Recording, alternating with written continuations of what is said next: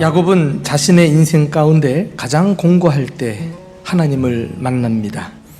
야곱의 이 경험이 그가 어려움을 딛고 다시 일어설 수 있는 계기가 되어 주었습니다. 코로나19 전염병으로 인해 한국교회는 커다란 위기를 만났습니다. 한국교회뿐만입니까? 전 세계적으로, 그리고 전 국민이 고통 가운데 있습니다. 여기에 우리 교회라고 어찌 예외일 수 있겠습니까?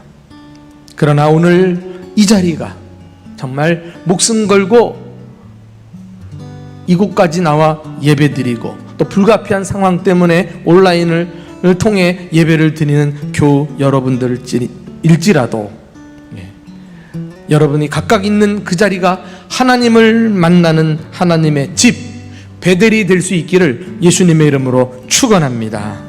야곱이 본 환상을 통해서 몇 가지 교훈을 여러분들과 함께 나누고 싶습니다. 첫 번째 교훈은 세상을 축복하는 것은 하나님의 뜻이다 라는 것입니다.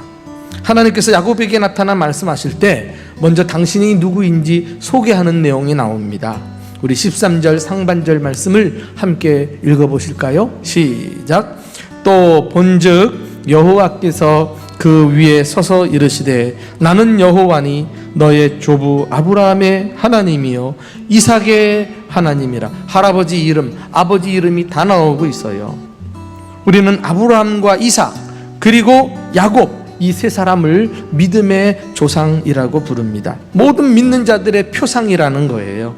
하나님께서 이들에게 하신 약속은 바로 믿는 우리들에게도 해당되는 말씀인 것입니다. 하나님은 절망의 시간을 보내고 있는 야곱에게 하나님의 비전을 재확인시켜주고 계십니다. 이 비전은 앞서간 모든 믿음의 조상들이 간직했던 비전입니다. 이제 야곱도 이 비전을 자기 비전으로 삼고 살아야만 했습니다. 하나님의 소원이 자신의 소원이 되고 그 소원이 이루어지기를 바라는 것이 야곱의 삶의 목적이요 이유가 되어야만 했습니다.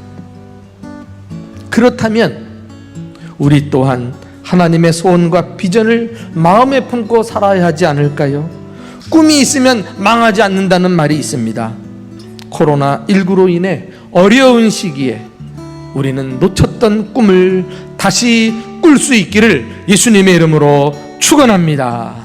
두 번째 우리가 알아야 될 교훈은 하나님은 우리를 축복의 통로로 부르셨다라는 것입니다. 하나님은 세상을 축복하기를 원하시는데, 소원을 갖고 계시는데 이것을 당신이 직접 하시는 것이 아니라 구원받은 당신의 백성들을 통해서 축복하시기를 원하신다는 것입니다. 이것이 축복의 통로라고 말합니다. 축복의 통로로서 사명을 감당하려면 우리는 적어도 두 가지 사실을 염두하며 살아야 하겠습니다. 첫째는요, 복 있는 자의 정체성을 가지고 살아야 되겠어요. 먼저 하나님이 우리에게 복을 부어주셨다는 거예요. 이렇게 복 있는 사람이란 정체성을 가지고 살면서 또 한 가지 가져야 될 것은 그 꿈에 걸맞는 하나님 나라 비전을 품어야 한다는 것입니다. 세계 열방이 하나님께로 나아오는 꿈, 하나님이 우리 한 사람을 구원하고 그 사람을 넘어 세계 열방에 관심을 가지고 있는 것처럼 우리도 나 한 사람 구원받은 것으로 끝나지 말고 구원받은 이후에 우리의 관심이, 우리 믿음의 스케일이 세계 땅끝까지 다 있어야 한다는 것입니다.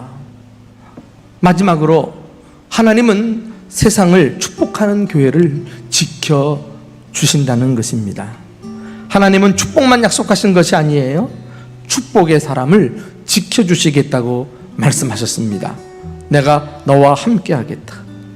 어디서든지 너를 지켜주겠다. 너를 떠나지 않으리라.